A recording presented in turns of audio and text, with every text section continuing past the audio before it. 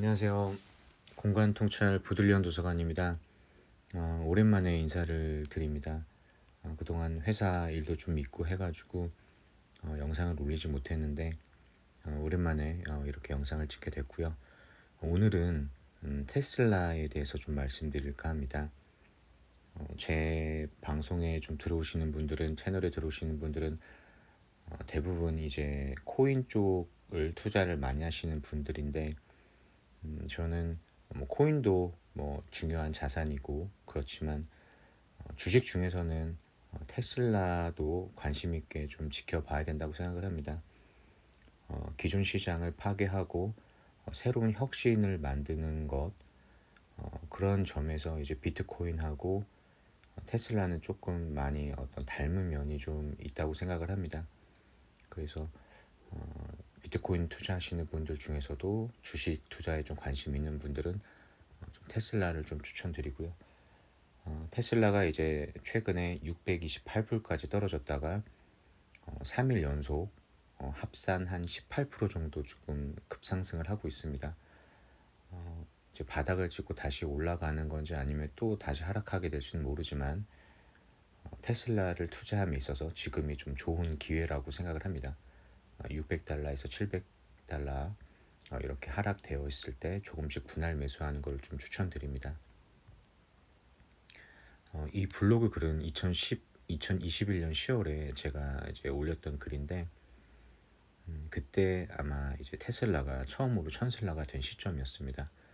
그래서 유튜버 이호성님이 이호석 아카데미에서 천슬라가 된 테슬라를 설명하는 10가지 방법 이거를 좀 설명해 주셨는데 좀 시간이 지났지만 지금도 유효하고 테슬라 투자의 어떤 근간이 되는 좋은 설명이기 때문에 여러분과 함께 공유하고자 합니다. 그 당시 처음으로 이제 천슬라가 됐었고요. 지금 좀 많이 하락해 있지만 또 뭐 며칠 있다가 또 얼마 있다가 또 다시 천슬라가 될지도 모릅니다. 그만큼 테슬라는 어떤 힘이 있으니까요.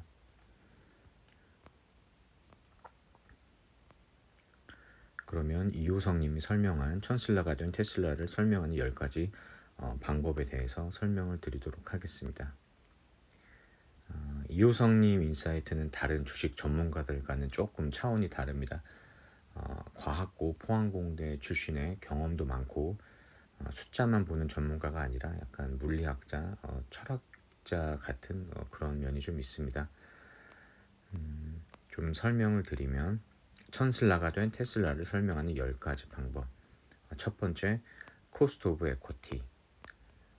자본 투자 시 투자자는 기회비용이라는 것을 지불하는데 테슬라에 대한 자본 투자 비용은 거의 제로에 가깝습니다. 이론적으로 자본 투자 비용이 거의 0이면 주가는 무한대로 갈 수 있습니다. 작년에 테슬라가 12조 원의 유상증자를 했는데 주가에 미치는 영향이 거의 없었습니다. 테슬라의 주주는 테슬라에 투자하면서 자본에 대한 기회비용을 별로 고려하고 있지 않습니다. 즉, 테슬라 주주는 테슬라에 어떤 많은 걸 원하지 않고 있습니다. 즉, 테슬라 추종자들의 팬심이 두텁습니다. 두 번째, 기후위기 시대의 퀄러티. 탄소 중립 문제가 시급합니다. 이 문제는 더 좋은 세상을 만들기 위함이 아니라 어떤 생존을 위해 반드시 실천해야 하는 상황까지 와버렸습니다. 일론 머스크의 테슬라의 전 사업은 모두 기후위기 시대를 극복하기 위한 사업입니다. 전기차, 솔라시티, 스페이스X 모두 기후위기 시대를 극복하기 위한 사업입니다. 일론 머스크가 전기차 사업을 하드캐리하지 않았으면 다른 내연기관 메이커들은 예전처럼 쉬쉬하면서 전기차 사업에 본격적으로 뛰어들지 않았을 것입니다. 이 모든 걸 하드캐리한 테슬라에게 주가 상승이라는 인센티브는 어쩌면 당연한 결과일지도 모릅니다. 기후위기 시대를 극복하기 위해 선봉장에 선 테슬라에게 주가 상승의 인센티브는 당연합니다. 세 번째는 ESG입니다. 기업들이 대출을 통해 자금을 조달하던 시기에는 대출 금리 지불 능력이 구조조정의 수단이었습니다. 그러나 앞으로는 ESG 경영이 기업의 구조조정 수단이 될 것입니다. 최근에 삼척에 있는 석탄 기업이 채권 발행을 시도했으나 ESG 경영에 취약하기 때문에 투자자들의 노쇼가 사태가 발생을 했습니다. ESG에서 압도적 우위에 있는 테슬라의 주가 상승을 기대해 봅니다. 네 번째, 리얼 옵션입니다. 테슬라의 주식은 복권, 즉 리얼 옵션처럼 손실은 제한되나 기대 수익은 한계가 없습니다. 아래 표의 오른쪽 우상향 곡선처럼 전기차, 자율주행, 로보택시, 스페이스X 로켓 사업, 그리고 전기차 보험업도 진출을 하고 있죠. 좋은 세상에 대한 솔루션이 실현됐을 때 기대 수익에 대한 한계가 없습니다. 한마디로 테슬라는 복권이 주렁주렁 달린 주식이기 때문에 사람들이 열광하고 있습니다. 다섯 번째는 무형자산입니다. 우리나라 기업 평균 PBR이 1.1배이고 테슬라가 35배. 이거는 이제 물론 21년 10월 그 기준입니다. 전 세계 투자자들이 다 바보가 아니고 시가총액에 문제가 있다고 보기는 힘듭니다. 그럼 자산 평가가 제대로 되지 않고 있다고 볼 수 있는데 테슬라의 높은 무형자산이 장부에 평가되고 있지 않기 때문입니다. 테슬라는 광고도 하지 않는데 어마무시한 팬덤을 가지고 있습니다. 팬덤, AI 기술, 주행 빅데이터 등 테슬라의 무형자산의 가치는 측정이 불가합니다. 여섯 번째, AI 데이. 자율주행은 AI 문제 해결의 끝판왕입니다. 다른 것은 문제가 클로즈 닫혀 있어서 AI가 해결 가능하나 자율주행은 문제가 열려 오픈되어 있어서 문제를 풀고 있는 중에 문제가 계속 바뀝니다. 이걸 테슬라는 눈으로 보는 걸로 해결하고 있습니다. 다른 회사는 이제 1번 문제를 풀고 있으나 문제 해석하고 있는 중이라면 테슬라는 반 정도 다 풀어버린 상태입니다. 테슬라의 자율주행 AI 기술이 타사 대비 압도적입니다. 일곱 번째, 로보택시 대 꼬마 빌딩.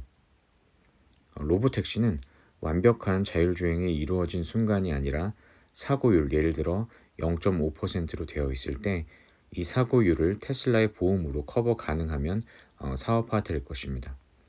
로보택시가 사업화되면 꼬마 빌딩보다 더 수익을 많이 가져다주는 우수한 자산이 될 것입니다. 이제 테슬라가 그리고 있는 그림에서 이제 로보택시가 시연이 된다고 하면 이제 내 차가 내가 자고 있는 동안 밖에 나가서 돌아다니면서 자율주행을 통해서 택시처럼 이렇게 돈을 벌어다 줄 수도 있는 거죠. 이제 주인이 자고 있을 때. 그래서 꼬마 빌딩처럼 이렇게 수익이 임대료처럼 이런 것들이 발생할 수 있다라는 그런 내용입니다. 여덟 번째, 몬테카를로 시뮬레이션. 캐시우드가 PER, PBR 등 기존 주식시장의 상대 가치 평가 방법으로는 테슬라의 주식을 설명할 수 없자 몬테카를로 시뮬레이션으로 돌려버렸습니다. 몬테카를로 시뮬레이션이란 불확실한 상황에서 의사결정을 내리기 위하여 확률적 시스템의 모의 실험을 이용하는 절차. 이 실험은 모형의 확률 요소들에 대한 실험으로 확률적 결과나 우연한 결과를 일으키는 도구를 이용하여 수행한다. 로보택시가 사업화되면 테슬라의 주가 상승은 상상할 수도 없을 만큼 올라갈 것입니다. 아홉 번째, 파괴적 디플레이션. 테슬라와 논테슬라는 양립이 불가합니다. 테슬라 외 다른 내연 자동차 회사의 전기차로의 사업 전환은 안 망하려는 몸부림입니다. 테슬라가 구글, 아마존처럼 글로벌 시장을 파괴할 정도로 독점할 가능성이 높습니다. 마지막으로 열 번째, 안전자산. 앞으로의 세상은 더 혼란스러울 것입니다. 기후위기, 양극화, 원자재 부족, 생존, 다툼, 혼란. 변동성이 없는 자산이 안전자산이 아니라 변동성이 커도 우상향하는 것이 안전자산입니다. 즉, 안전자산은 위험할 때 찾는 자산을 말합니다. 테슬라는 앞으로 혼란의 시기에 노아의 방주와 같은 안전자산이 될 것입니다. 이상으로 이제 이호석님께서 테슬라를 설명하는 10가지 방법을 요약해 주셨습니다.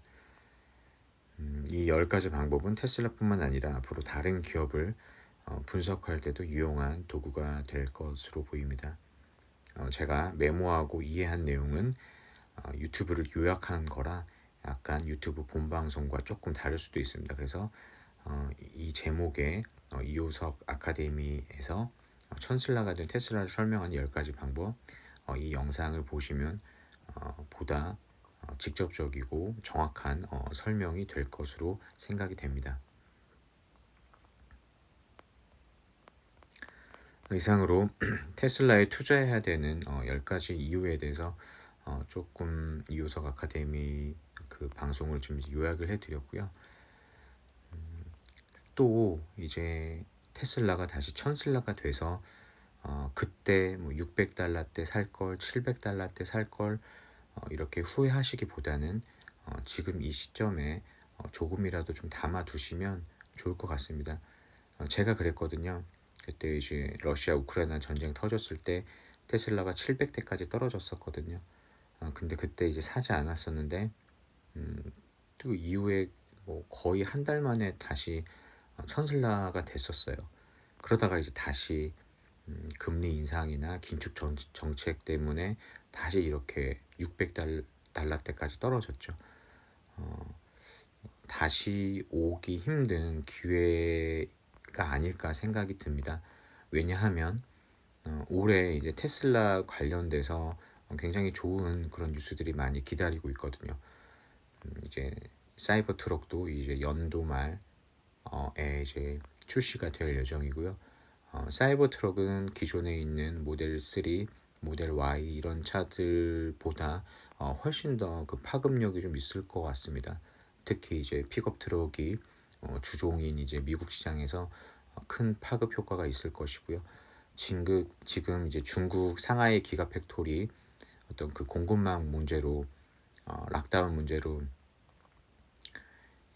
지금 생산이 원활하게 되고 있지 않아서 이제 단기적으로 주가가 하락하였고, 또 그리고 이제 일론 머스크가 지금 현재 정권인 이제 민주당을 비판하는 그런 멘트를 했기 때문에 민주당의 어떤 그 기득권들한테 언론들한테 좀 공격을 받기 때문에 좀 주가가 많이 하락을 한 것 같고요.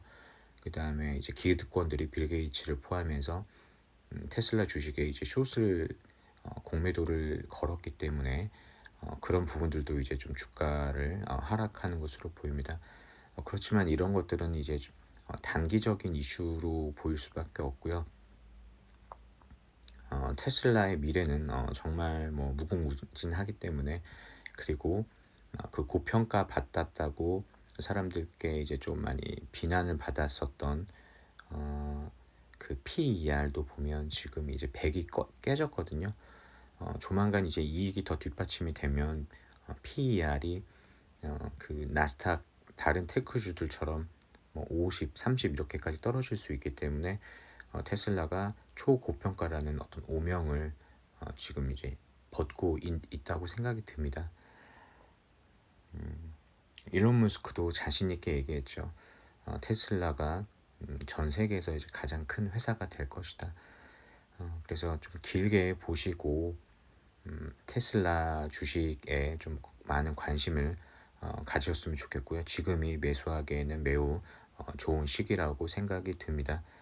그래서 비트코인하고 테슬라 이 두 가지를 조금 중점적으로 투자를 한다고 하면 3년, 5년, 뭐 길게는 10년 정도 투자를 한다고 하면 우리의 어떤 미래가 좀 많이 달라지지 않을까, 그렇게 좀 기대해 봅니다. 이상으로 오늘 이제 테슬라에 대한 이야기를 마치도록 하겠습니다. 감사합니다.